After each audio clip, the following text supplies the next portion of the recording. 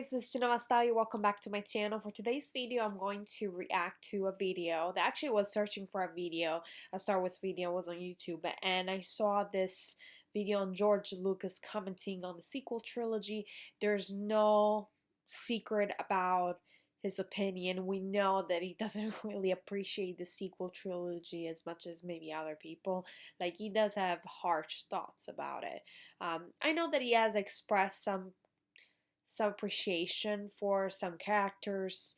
I think he liked Rogue One, I believe. It's not part of the sequel trilogy, but it's a more spin-off. But yeah, he doesn't really have a good opinion of them. So I would like to learn more about it. Maybe he gives a better explanation. Maybe we can comment. I don't know, angry young man. man. Look at that one. You were a rebel. I come out of anthropology.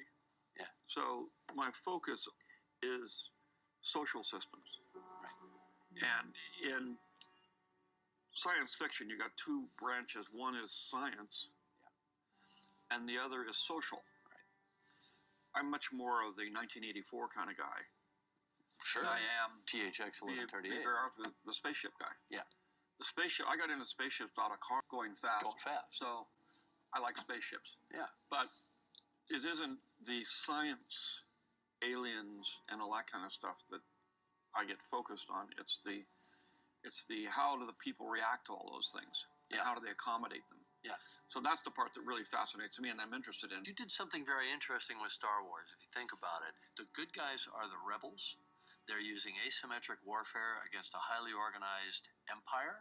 I think we call those guys terrorists today. We call them Mujahideen, we call them Al-Qaeda. When I did it, they were Viet Cong.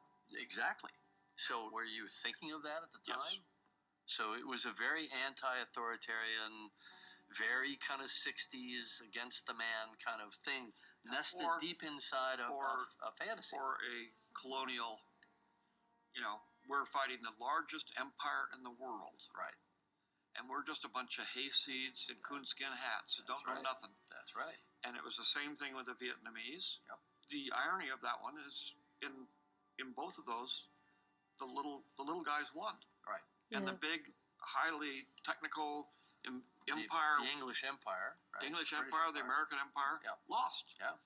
That was the whole point. But that's a classic us not profiting from the lesson of history, because you look at the inception of this country and it's a very noble fight of the underdog against the massive empire. You look at the situation now where America is so proud of being the biggest economy, the most powerful military force on the planet.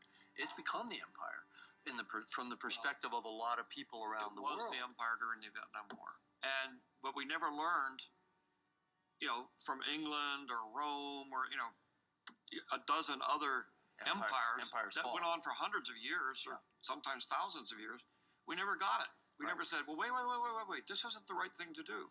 And we're still struggling with it. And they fall because of failure of good leadership and evil, or government often. And you have a great line, which is, so this is how liberty dies. We're in the middle of it right now. To thunderous applause.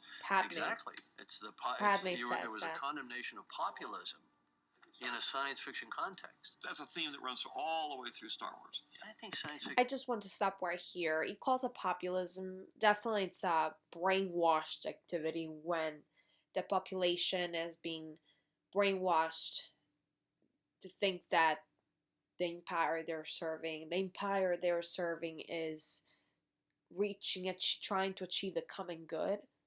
And because they want to achieve the common good, they kind of like follow the empire, but in reality, their second motives, they're not as noble, So it's very easy to make people believe that the perpetrator is actually the victim, and the victim, or the one that plays the victim, is reality the perpetrator. Fiction is so good at these kind of social themes. Yeah, the great thing about Star Wars is I had a vessel that I could throw anything into. Yeah. But one of the biggest problems you have in science fiction with movies, they don't have it in books or anything, but in movies, you have to create a real world. Yeah. And it's a real world that doesn't exist. Yeah. And you have to do what Kurosawa used to say is, it has to have immaculate reality. Yeah. Even though it's not real. I like that term. Yeah. Now, I'm not sure if I'm interpreting the message correctly because he didn't actually answer why the new Star Wars is kind of different from the old school Star Wars, what he created compared to the sequel trilogy. It seems like he was mostly focused on the social system and the message. So the political message, the social message, there was a message in Star Wars and it was focused on relationships. And now the Star Wars of this era, which that's what I think he's saying. I'm not saying that I agree with it. I'm just saying I'm trying to interpret what he said. If I'm mistaken, if anyone wants to comment down below about this, please, I would like your opinion. I think his interpretation is that the sequel trilogy is mostly focused on the shock factor, the shock value in each scene. So that means using the best technology, using the most intricate, spaceships, like, or powerful moves, and like, I don't know how to explain, but there's more like grandiosity around the production, and there's an attempt to kind of like impress rather than just inspire a reflection. That's all I'm saying. I think that's what he's trying to say. And please let me know if I'm wrong. That's what I'm trying to interpret what he's saying.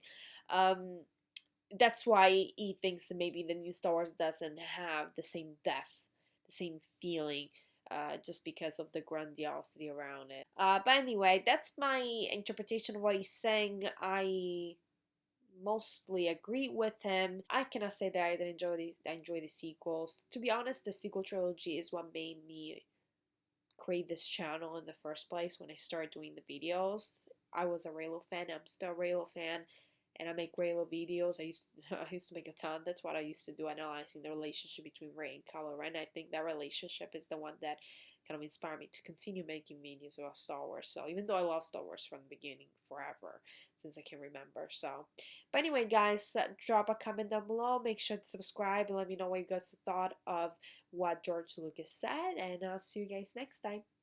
Bye!